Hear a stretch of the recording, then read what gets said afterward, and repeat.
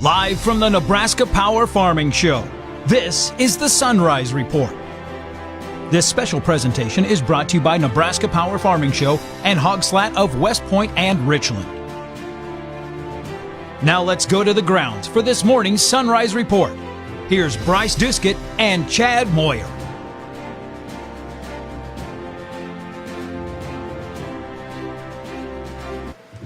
And good morning to you from the Lancaster Event Center. I'm Bryce Doeschot. Chad Moyer. We're back once again this year. Good morning. We had so much fun last year. We're back this year. That's right. This is the Sunrise Report, the program where we bring you exclusive interviews and feature stories from the Nebraska Power Farming Show, sharing kind of some of the behind-the-scenes action. And today is, in fact, behind the scenes because the show hasn't even begun yet. That's right. We're less than a half hour until the doors open here at the Lancaster Event Center in Lincoln. And that is one of the new things of the show this year is the new hours. A little earlier in the morning, 8:30 is when doors open here at the Lancaster Event Center in Lincoln. And they go a little later in the afternoon as well, till 4:30 on Tuesday and Wednesday. So more opportunities to go around these grounds because, as we've talked about before, largest indoor farm show on this side of the Mississippi River. Absolutely. There are 9.2 acres indoors. It's nice and warm in here, obviously, as we're not wearing our coats. It's cold outside, obviously. But yes. That's what I love about this farm show. Nice and warm inside. Folks can take as long as they want to walk around, enjoy the show. There's a ton of new things going on this year. I think there are over 90 new exhibitors here, as well as folks like us that have been here since the beginning. That's right. This is the 12th annual show for the Nebraska Power Farming Show. And what's cool, you can kind of tell how this has really come into its own, Bryce, as every year there is a waiting list. And it just kind of shows you the caliber of exhibitors that are coming. And it's, all sorts of equipment. That's something that you could see, parts and supplies that you see in a 10 by 15 foot booth. And then you get to Pavilion 4 where there's large equipment, like really large equipment that you can almost lay out and see the whole thing right there in front of you.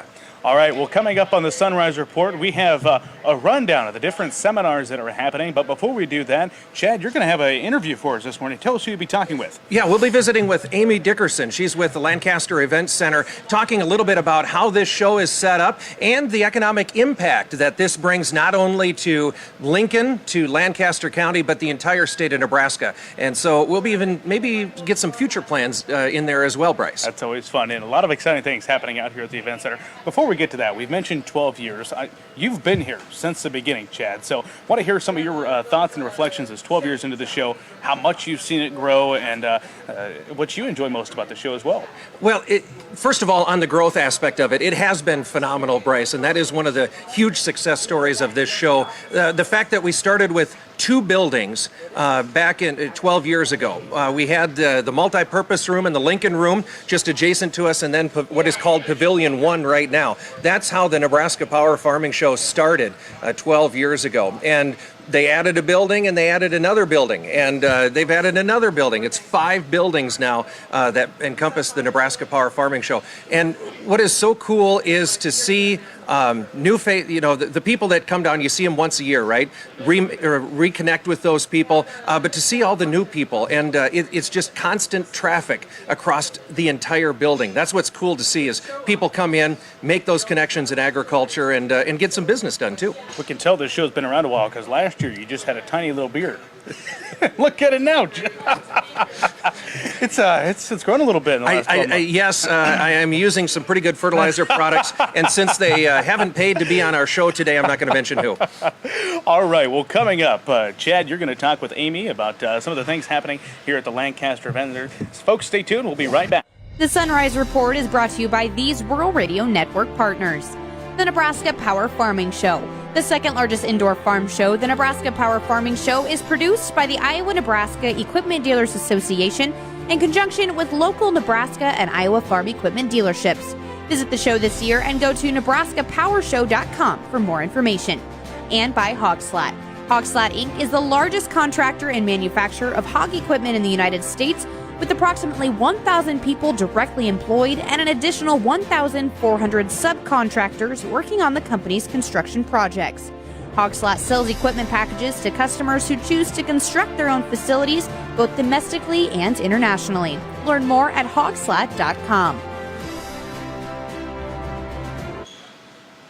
Welcome back to the Nebraska Power Farming Show at the Lancaster Event Center in Lincoln. We're visiting with Amy Dickerson. She's the managing director for the Lancaster Event Center. Amy, thanks for visiting with us here today. Good morning. Before we talk about the economic impact and some future plans, first of all, tell me what it's like to get ready for an event that uses your entire space.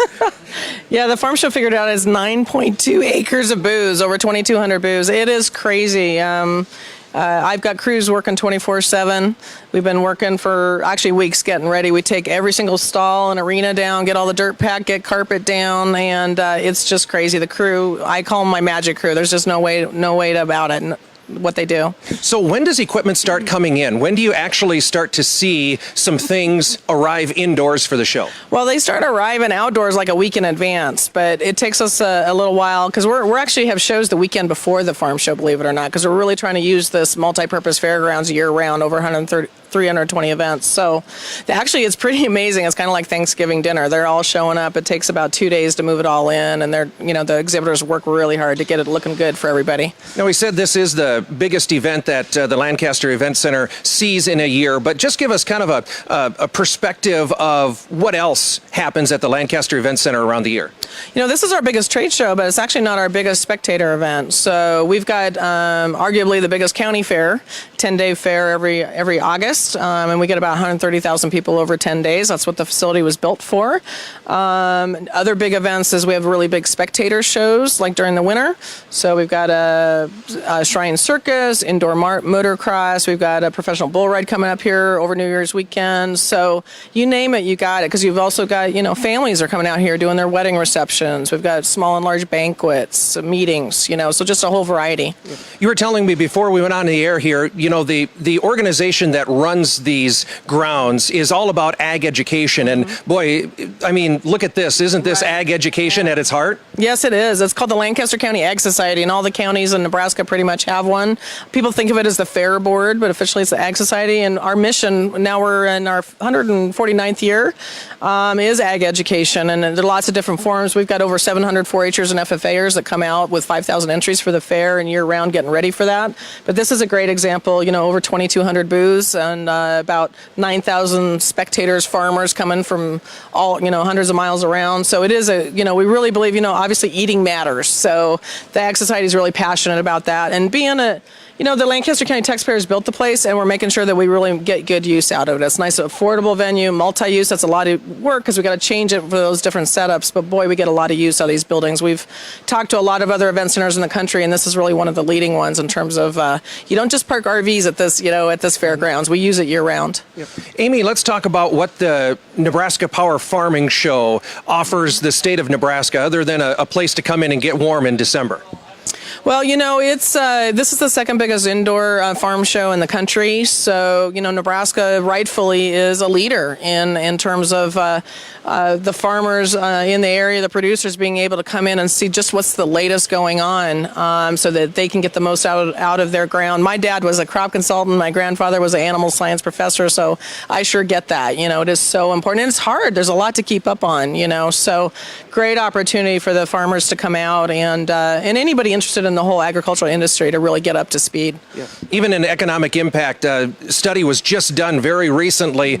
Certainly benefits the taxpayers in numerous ways, right? Absolutely. So Lancaster County taxpayers built the place. We're still have a little bit left on the mortgage, and we're already driving $40 million of impact on a $20 million investment, and that's per year. And so that means it works out to be about 531 jobs across the county, $1.3 million of taxes, local taxes being paid by visitors. The shows like this, these larger shows, which we've got about 100 that are these larger regional national shows, 60% of the visitors are coming from outside the county.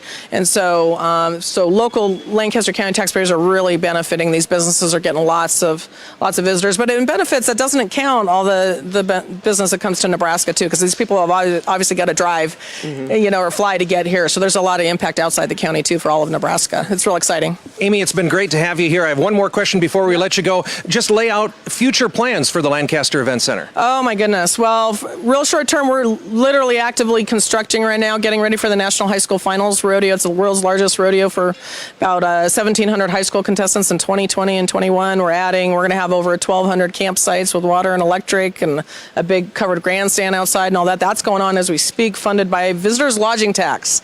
So that's great. And then we're working on our expansion plans because I think I heard you talking about the farm show alone would love to add another couple buildings. And we've always had those on the works. So we're just working on finance plans on that. There's a couple sales taxes from visitors that might help us pay for that. So we're taking a look at that. All right. Very good, Amy. It's been good to have you here. We're just minutes away from the doors opening, so I'll let you get away and you can make sure that everything is absolutely ready. Thanks for being here. Okay. That's great. We're looking forward to seeing everybody. All right. Thanks. That's Amy Dickerson. She is managing director for the Lancaster Event Center here at the Nebraska Power Farming Show at the Lancaster Event Center in Lincoln. Very soon the doors will open. We'll be back with our final segment in a moment.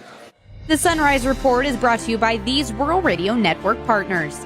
The Nebraska Power Farming Show. The second largest indoor farm show, the Nebraska Power Farming Show, is produced by the Iowa-Nebraska Equipment Dealers Association in conjunction with local Nebraska and Iowa farm equipment dealerships. Visit the show this year and go to nebraskapowershow.com for more information. And by Slat. Slat Inc. is the largest contractor and manufacturer of hog equipment in the United States, with approximately 1,000 people directly employed and an additional 1,400 subcontractors working on the company's construction projects.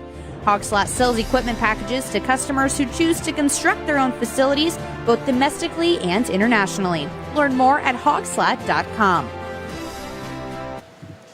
All right, very good, Chad. Enjoyed that interview with Amy, as always. Well, thank you very much. Big plans, how far they have come in such a relatively short amount of time, and to lay out a future vision like that, that's pretty cool. It is. Yep. Well, let's get to some of the daily happenings. As you mentioned, doors are opening in about 10 minutes from now, and people will be flooding in. So we want to talk about some of the seminars that are happening at the huge farm show. Got a lot of important topics going on, so let's kick it off with what's going on here on day number 1 on Tuesday. Sure. The first one is at 10:15 this morning, and this one's called Saving the Family Farm, Farm Succession Planning, Estate Planning, Investments, and Insurance. And we're going to hear from Mutual of Omaha and Farm Saver Estate Planning on that one. Certainly some exciting things. One I know a lot of people will look forward to, the following one at 11 o'clock in room 2. We're going to be talking with Al Dutcher about, he's of course the agricultural extension climatologist, about a little bit of the weather. Everybody loves hearing weather from Al, and he's going to predict through next spring and later. Yeah, you know, and I've heard him talk before. There's this thing called the split flow that is going on right now. Is the northern jet going to dominate? Is the southern jet going to dominate? That's the question, and I don't know if he's got the answer. We'll have to wait and see. We'll wait and see. Yeah, the next one is called Land as Your Legacy. Farm Credit Services of America, Nationwide Insurance going to be in on that one. And how about there's an app for that on your smartphone, and apps in agriculture. So we'll learn more about some of the innovation happening from Aaron Yoder. He's an associate professor at UNMC and UNL Extension.